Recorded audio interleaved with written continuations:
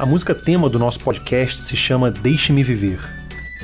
A letra foi composta por Enoque Oliveira, um padre que chegou à região de Canudos no início da década de 80 e fundou ali um movimento popular para o resgate da memória do Arraial. Deixe-me viver, deixe-me falar, deixe-me crescer, deixe-me organizar. Eram os últimos anos da ditadura, e essa memória ainda era tratada como um tabu pelas autoridades e até por muitos moradores. Mas aos poucos o movimento cresceu. Canudos se reencontrou com o passado e hoje celebra sua história, atraindo gente de todo o país. Este episódio, o último da série, conta um pouco da história dessa transformação e mostra o que pode significar, hoje, ser de Canudos. Você está ouvindo o podcast Sertões, Histórias de Canudos. Eu sou Guilherme Freitas. Eu sou João Batista, sou descendente de conselheirista, historiador e trabalho como guia turístico aqui em Canudos. Eu sou Fábio Paes, compositor, historiador baiano e já venho há muitos anos desenvolvendo a pesquisa sobre o tema de Canudos na música popular, na poesia popular, né? Episódio 5, Canudos é aqui. Deixe-me viver, deixe-me falar, deixe-me crescer, deixe-me organizar, deixe-me viver. Esse é o Padre Enoque puxando o coro de Deixe-me Viver em uma celebração do movimento popular histórico de Canudos em 2015. A primeira cerimônia aconteceu em 1984. No momento em que o país se mobilizava em torno da campanha Direta e Já, o movimento organizou uma missa para Canudos, às margens do açude onde estavam submersas as ruínas do Arraial. A manifestação foi muito atacada. Um jornal de Salvador chegou a denunciar a missa como um ensaio de guerrilha e chamou os manifestantes de fanáticos, mesmo termo que era usado para difamar os habitantes do Arraial. Em 1987, por causa da polêmica, a igreja afastou o Padre Enoque de suas funções. Mas ele continuou a liderar o movimento pela memória na região de Canudos.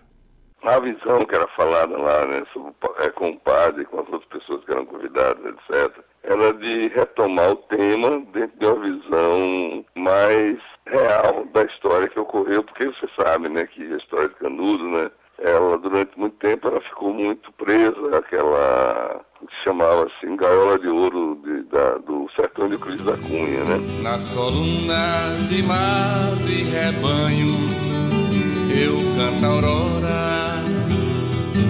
O músico e historiador baiano Fábio Paes acompanhou tudo isso de perto. Desde o início dos anos 80, ele frequenta Canudos e pesquisa os cantos populares da região. Eu canto a aurora, eu canto a aurora. Foi lá que conheceu o Padre Enoque e compôs com ele músicas que são cantadas até hoje nas celebrações.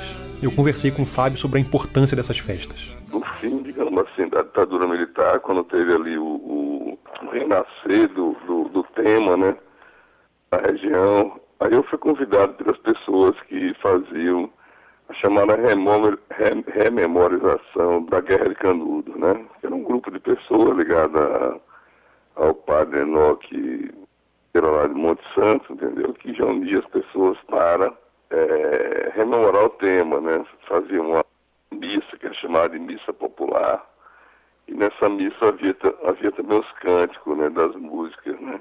E falava sobre o tema de Canudos, né? Então foi isso que me levou, isso foi por volta de 1986, por aí, foi uma das primeiras vezes que eu fui lá.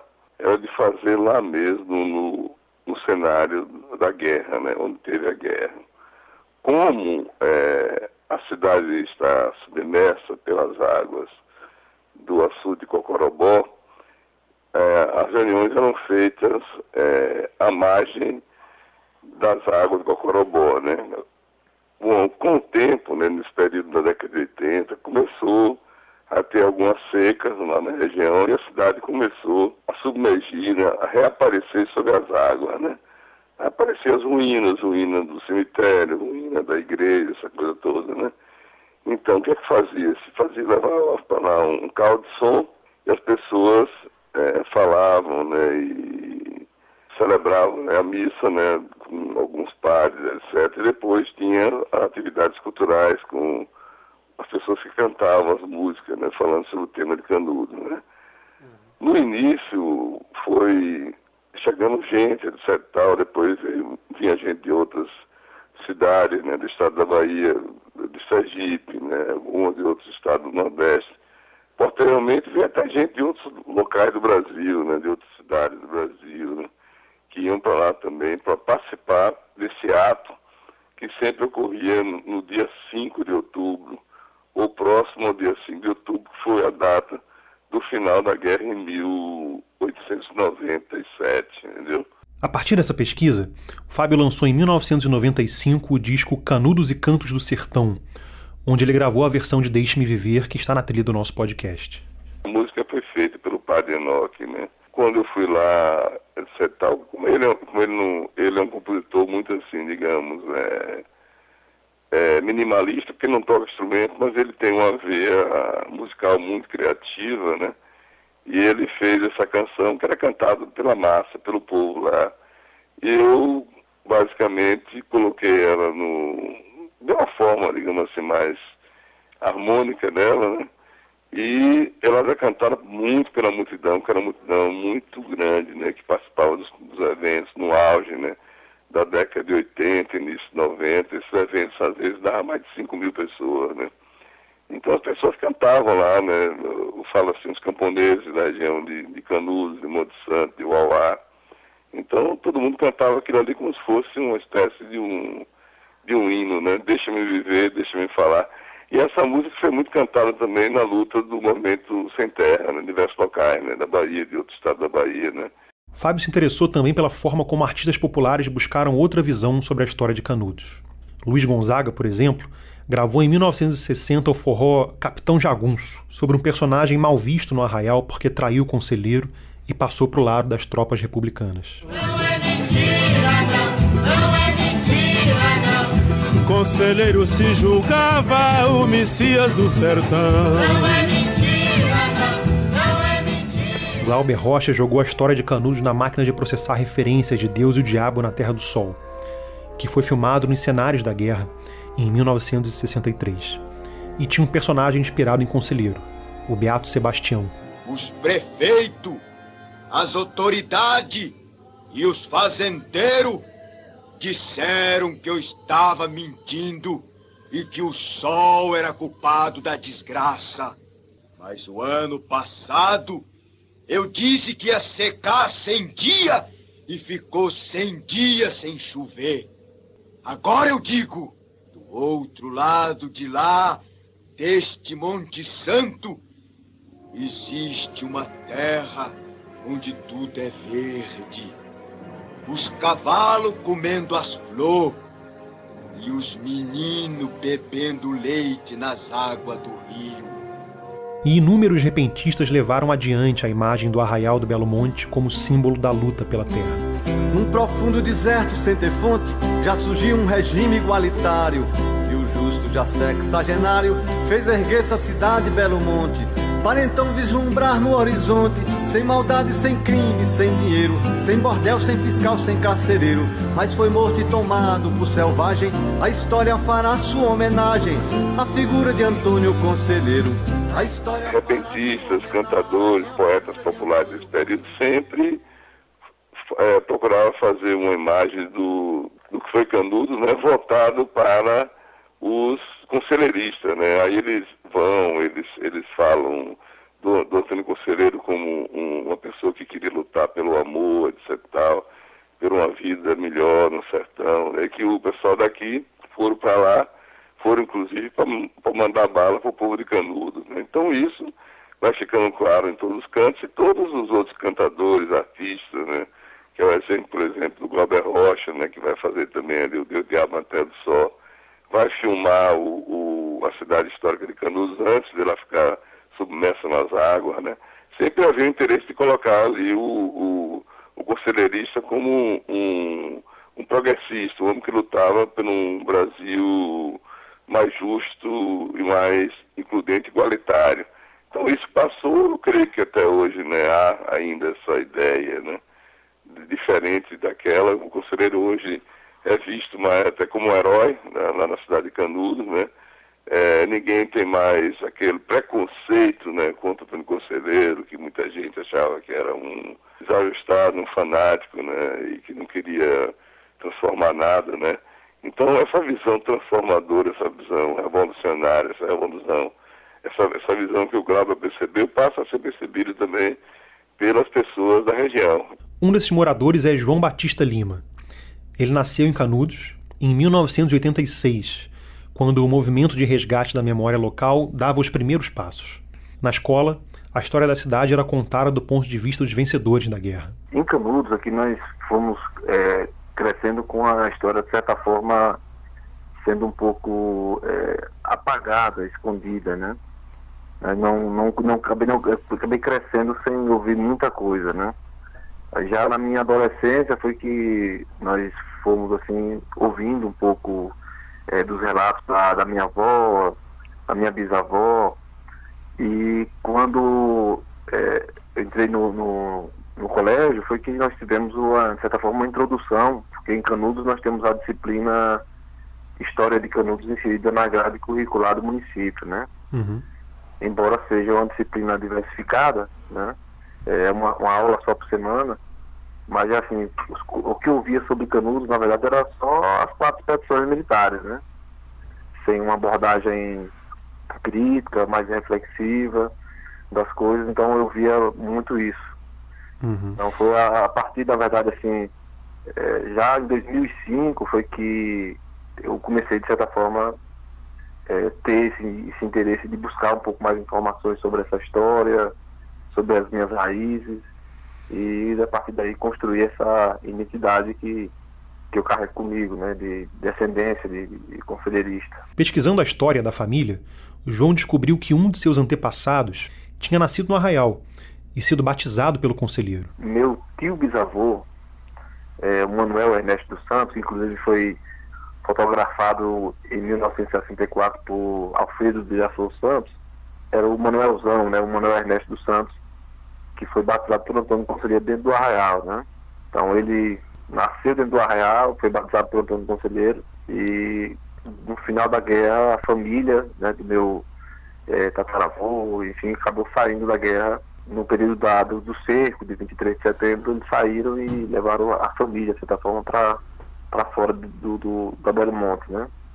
E aí minha bisavó já nasceu na segunda Canudos, né, que foi reconstruída pelos sobreviventes da guerra. Como ele era criança quando saiu dentro do Arraial, então basicamente não viveu muita coisa para passar de vivência dele mesmo, mas dos pais dele ele contava bastante coisa acerca de Canudos, né? De Antônio Conselheiro, acerca de como era o Arraial, a questão do funcionamento dentro da comunidade, né?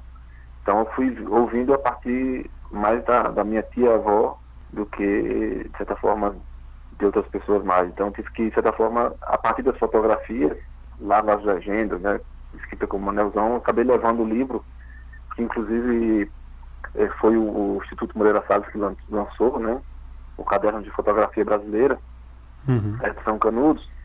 Eu peguei o livro mais recente, assim, levei para minha tia-avó e comecei a, de certa forma, indagar acerca da minha descendência, do Manelzão, de Maria Arquilina, que é minha bisavó, e ela foi me contando, assim, algumas histórias acerca do Manelzão, né? Ele só, na sua fase adulta, ele só andava descalço, né, e passeava ali entre os escombros da primeira Canudos, e viveu próximo à segunda Canudos, ali onde hoje é a Fazenda Velha, né, o que era a Fazenda Velha. Então ela contava algumas coisas assim acerca do Manelzão.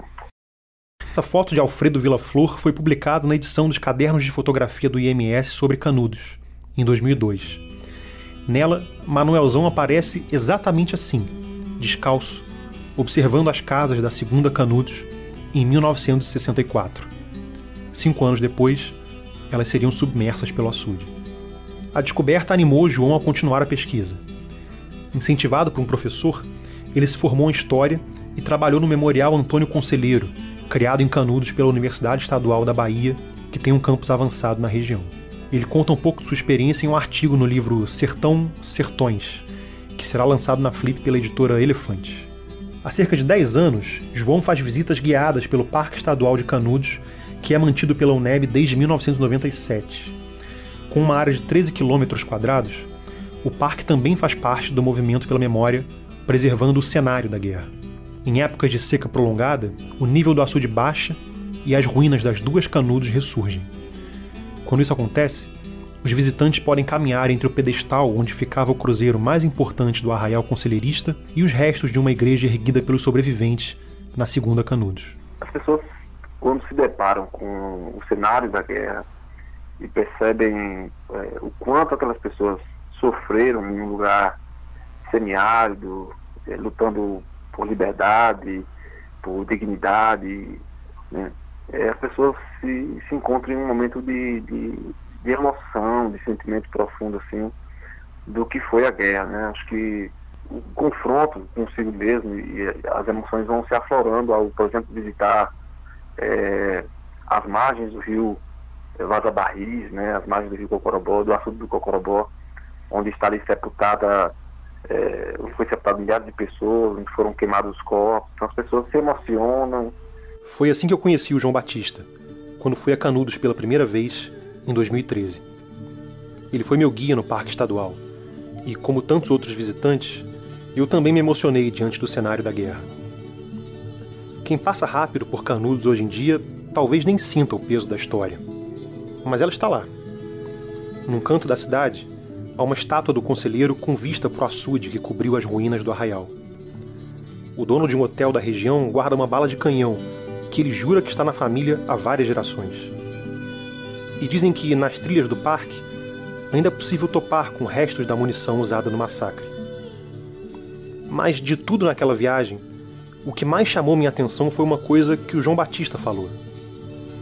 Ele me disse que se considera conselheirista. Isso mais de um século depois da Guerra de Canudos. É fácil dizer quando uma guerra começa. Mas quando uma guerra termina? Para quem ela termina? E será que um dia termina mesmo? Ser conselheirista é não negar suas raízes. Nós temos aqui nutrindo as nossas raízes, fortalecendo a nossa identidade a partir do reconhecimento do que nós somos, né, de quem nós somos.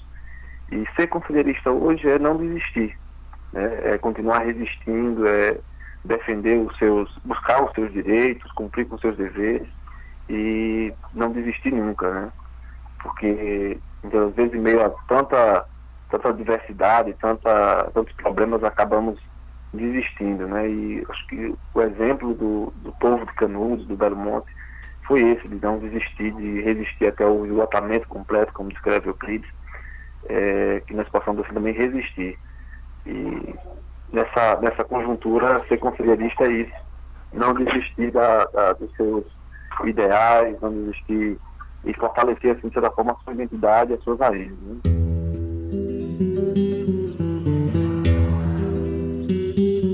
Fechemos este livro. Canudos não se rendeu. Exemplo único em toda a história. Resistiu até o esgotamento completo. Expugnado palmo a palmo, na precisão integral do termo, caiu no dia 5, ao entardecer, quando caíram os seus últimos defensores, que todos morreram.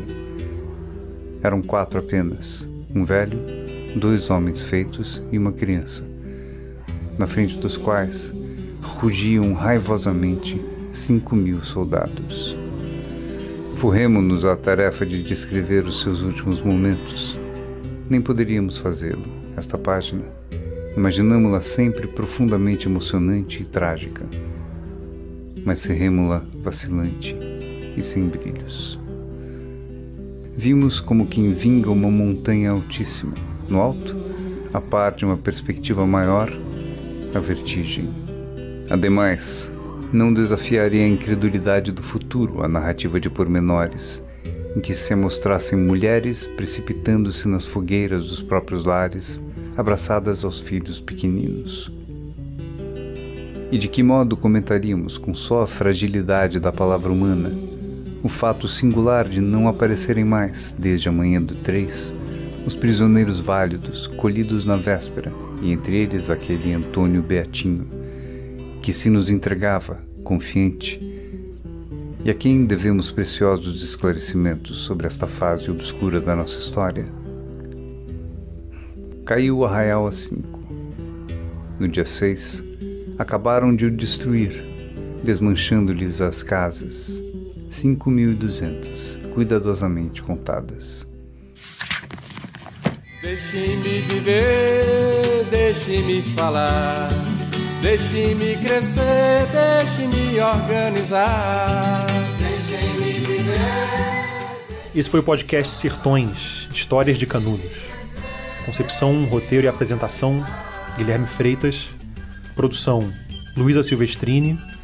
Gravação, Felipe de Castro, Lila Stipe, Érico Sanvicente e Rebeca Montanha. Mixagem e finalização, Cláudio Antônio. Locução, Fernando Alves Pinto.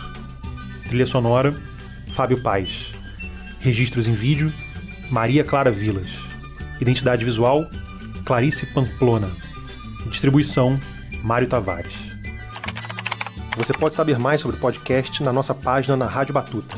O endereço é radiobatuta.com.br. E para conhecer melhor os acervos do Instituto Moreira Salles, acesse o site ims.com.br. Deixe-me viver, deixe-me falar, deixe-me crescer, deixe-me organizar. Quando eu vivia no sertão, aos pés de quem devia me mandar, gemia cal e dor nas minhas mãos. A canga era pesada pra levar. Deixe-me viver, deixe-me falar, deixe-me crescer, deixe-me organizar. Deixe-me viver, deixe-me falar, deixe-me crescer, deixe-me organizar. Aí apareceu pelo sertão um monte que passou a cativar, tão belo que ajuntou o povo irmão. Patrão e opressor não tinha lá. Deixe-me viver, deixe-me falar, deixe-me crescer, deixe-me organizar. Deixe-me viver, deixe-me falar, deixe-me crescer, deixe-me organizar. Canudos outra vez vai florescer, a vida como um galho vai frondar. A luta pela terra gera o pão, amores vão de novo começar. Deixe-me viver, deixe-me falar, deixe-me crescer, deixe-me organizar. Deixe-me viver, deixe-me falar, deixe-me crescer, deixe-me organizar. Canudos se espalhou pelo país, embora os tubarões queiram morder. Na roça e na vila o que se diz, o povo organizado vai vencer. Deixe-me viver, deixe-me falar, deixe-me crescer, deixe-me organizar. Deixe-me viver, deixe-me falar, deixe-me crescer, deixe-me organizar. Deixe-me viver, deixe-me falar, deixe-me crescer.